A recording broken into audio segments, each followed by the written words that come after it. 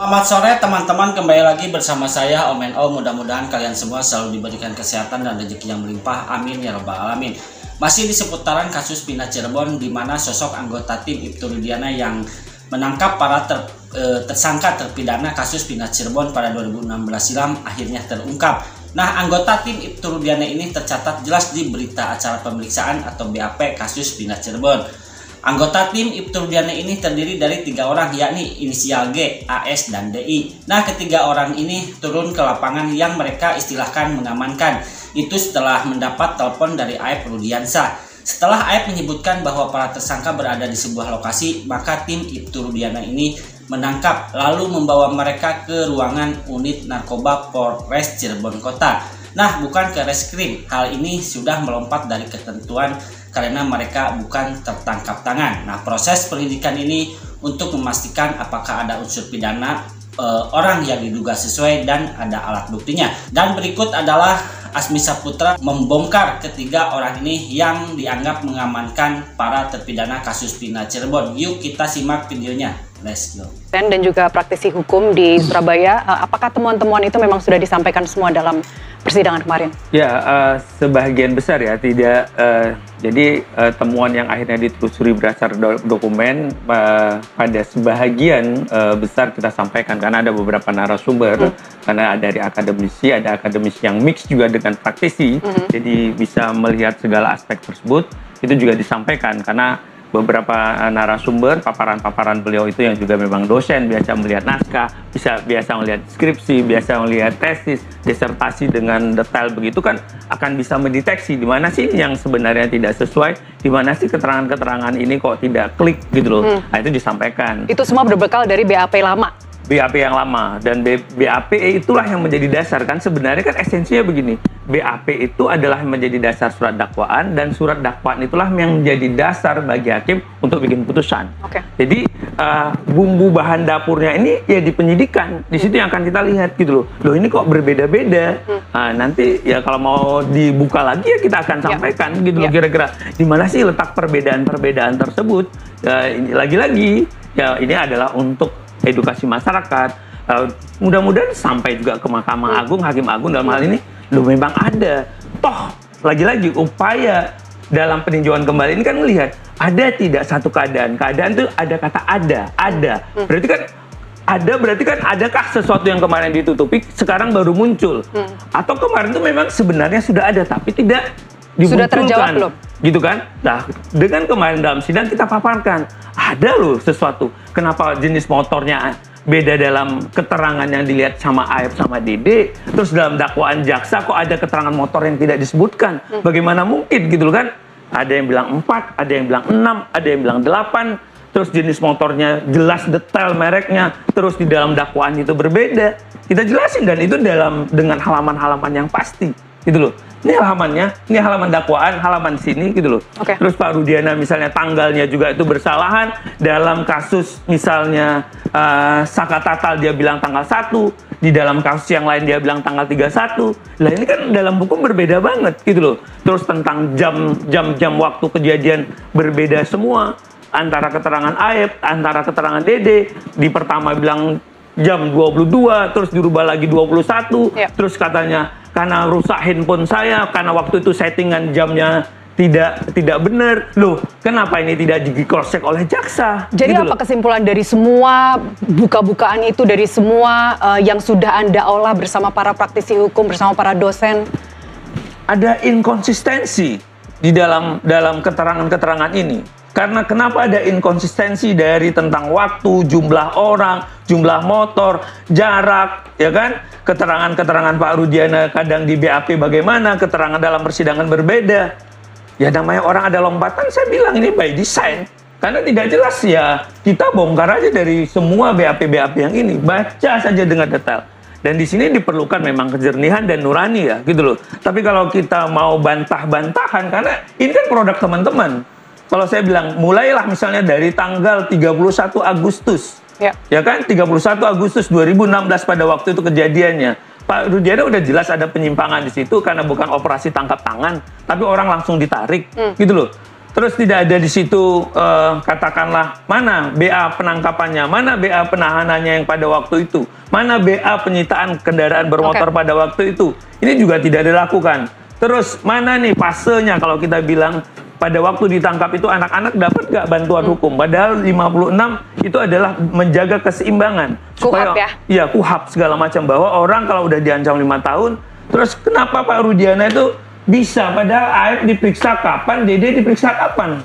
Coba, Aep baru tanggal 2 September tahun 2016. Ya. Terus ini Aep baru diperiksa juga baru tanggal... Boleh diperlihatkan ke kamera, Pak ya, Asmi? ini. Boleh, ini ada 2 September. Ya. Ini baru tanggal 2 September loh diperiksa. 2 September. Terus Aep baru diperiksa 6 September. Ini yang saya lingkar. Jelas, kejadiannya 31, orang udah diangkat. Terus Pak Rudiana kok bisa bilang tanggal 31 bulan Agustus? Yang melihat itu adalah Aep dan Dede tanggal 2 dan tanggal 6. Tapi tanggal 31 Pak Rudiana udah bisa bilang nih, 31. Udah bisa nih bikin cerita 8 orang fiktif, 3 orang DPO, ini saya tanda tangan. How come? Saksi faktanya adalah tanggal 2, tanggal 6 diperiksa. Oke. Orang udah diangkut tanggal 31, diinterogasi. Hanya dalam jarak waktu, kalau kita lihat rentangnya dari jam 10 pagi beliau datang, terus ketemu lagi sama si Aep yang dapat telepon itu, baru jam 2 siang, atau jam 16 katakanlah, jam 16, ditelepon oleh Aep di tanggal 31 itu. Bagaimana memeriksa orang, 11 orang, 8 orang, terus sudah bisa ketemu jam 18.30 BAP. Oke. Kita berpikir logika aja, ada 8 orang, terus dia bilang dia udah survei orang itu DPO. DPO orang itu sudah tidak ada 3 orang itu kabur. Ini keterangan Pak Rudiana, tanggal yang tadi saya bilang, tanggal 31 Agustus.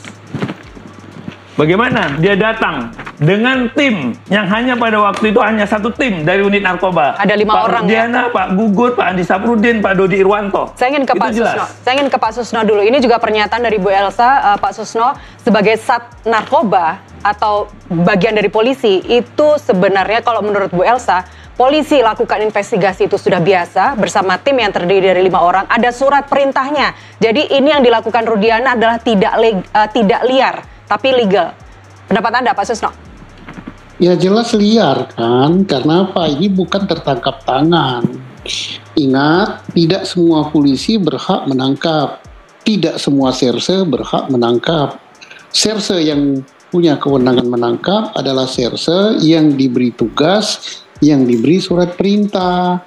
Serse itu kan ada yang bagian mobil, ada yang bagian sopir, ada yang bagian nerima telepon. Tidak semua, apalagi ini narkoba. Masalahnya bukan masalah narkoba. Kasusnya bukan tertangkap tangan. Yurisdiksinya bukan di Polres Cirebon Kota. Ya. Jadi ini kasus ini udah amburadul. Ya. Kalau di luar yurisdiksi Polres Kota, yang nangkap Polres Kota bukan tertangkap tangan. Alasan ngamankan. Kalau ngamankan itu ya kalau ada pesta, ada sidang pengadilan, dia berdiri ngamankan. Itu namanya ngamankan. Atau ada orang dikeroyok di pinggir jalan, ada polisi lewat, polisi ngamankan supaya orang itu tidak dikeroyok. Tapi bukan ditangkap, dibawa ke kantor, diinterogasi, itu bukan ngamankan. Ya. Itu nangkap. Penangkapan yang tidak tertangkap tangan harus didahului dengan penyelidikan. Baik, kalau yang dibilang Bu Elsa, Pak Rudiana itu adalah inisiatif lapor dan gerak sendiri karena tidak ada olah TKP yang dilakukan setelah insiden itu, Pak. Singkat saja apa yang ingin Anda sampaikan? Ya nggak benar lah, ada prosedurnya.